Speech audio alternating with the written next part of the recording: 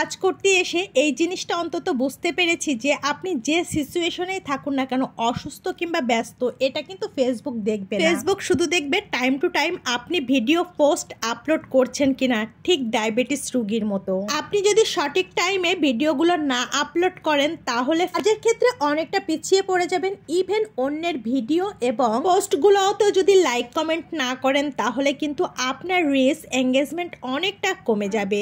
সাথে আপনার ভিডিওতে আসা কমেন্টসগুলার রিপ্লাই করতে হবে। সো হ্যালো এভরিওয়ান, যে বা যারা দেশ বা দেশের বাইরে যেখান থেকে আমার ভিডিওটা দেখছেন, ওয়েলকাম। আসসালামু আলাইকুম, অ্যানাদার নিউ ভিডিওতে ওয়েলকাম করছি। ছাদের উপর কি সুন্দর পুঁই শাক হয়েছে। এই শাকগুলো একেবারে ফরমালিন ছাড়া, খেতে যে কি মজা। এই তো রান্নাবান্না শুরু করে দিয়েছি। আমি মুগ ডাল দিয়ে আজকে পালং শাক রান্না করব। কে কে মুগ ডালের পালং শাক খেয়েছেন অবশ্যই কমেন্টসে জানিয়ে যাবেন। এভাবে পালং শাক এভাবে খেতে আমার অনেক মজা লাগে, মাঝে মধ্যেই করে থাকি। যারা খাননি একবার হলেও ট্রাই করতে পারেন। যে কথা বলছিলাম, ফেসবুকে কাজ করতে আসলে কখনো আপনি অসুস্থ বা ব্যস্ত আছেন, এই মুহূর্তে ফেসবুকে আপনার ভিডিও আপলোড করার মতো সিচুয়েশনে আপনি নাই, এটা কিন্তু ফেসবুক আপনাকে দেখবে না। আপনার কাছ থেকে ফেসবুক শুধু চাইবে টাইম টু টাইম ভিডিওগুলো আপলোড করুন, পোস্টগুলো আপলোড করুন, অন্যের ভিডিও দেখুন, পোস্ট দেখুন, দেখে সুন্দর কমেন্ট করুন। এই কাজগুলো যদি করা যায় তাহলে ফেসবুকের কাছে খুব ভালো থাকা যাবে।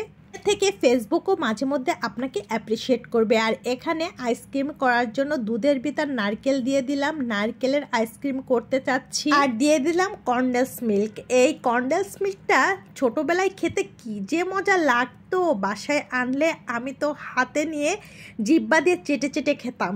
আমার মতো এরকম কোন কোন আপু কিংবা ভাইয়েরা ছোটবেলায় এই কাজটা করেছেন, কমেন্টে কিন্তু বলে যাবেন যে আপনি কি এই কাজটা করেছেন না করেননি। ওই যে কালো কালো কিছু দেখা যাচ্ছে, এগুলো ময়লা কোনো কিছু এর মধ্যে ছিল, এই আর কি। যাই হোক, এভাবেই আমি কনডেন্স মিল্ক, নারকেল আর দুধ তিনটার মিশ্রণে একটা আইসক্রিম বানাবো। আর এই তো আইসক্রিমের বক্সে আমি এভাবেই সেট করে নিচ্ছি। আর এখন আমি আইসক্রিমের মুখটা দিয়ে একবারে ফ্রিজে রেখে দেবো সারা রাতের জন্য। সময় সব ভিডিও শেয়ার করা হয় না, সকালবেলা উঠেই আমার মেয়ে কখন যে ফ্রিজ থেকে বের করে আইসক্রিমটা খেয়েছে, আমি আর সেই ভিডিও ক্লিপটা আপনাদের সাথে শেয়ার করতে পারলাম না। এই তো অনেক সুন্দর হয়েছিল, মজার হয়েছিল আইসক্রিমটা। যাই হোক, বাসায় যদি বাচ্চা থাকে সবসময় সব ভিডিও ক্লিপ নেওয়া হয় না। আর এদিকে রান্না করছি কচুরমুখী আর টাটকেনি মাছ। টাটকেনি মাছটা যে কোনো সবজি দিয়ে রান্না করে খেতে আমার ভীষণ মজা লাগে। ইভেন পেঁয়াজ মরিচ দিয়ে ভাজি করে খেতেও ভালো লাগে। কারা কারা টাটকেনি মাছ খেতে পছন্দ করেন বলেন তো। ফাইনালি দেখেন কচুরমুখীর তরকারিটা কি যে মজার হয়েছিল।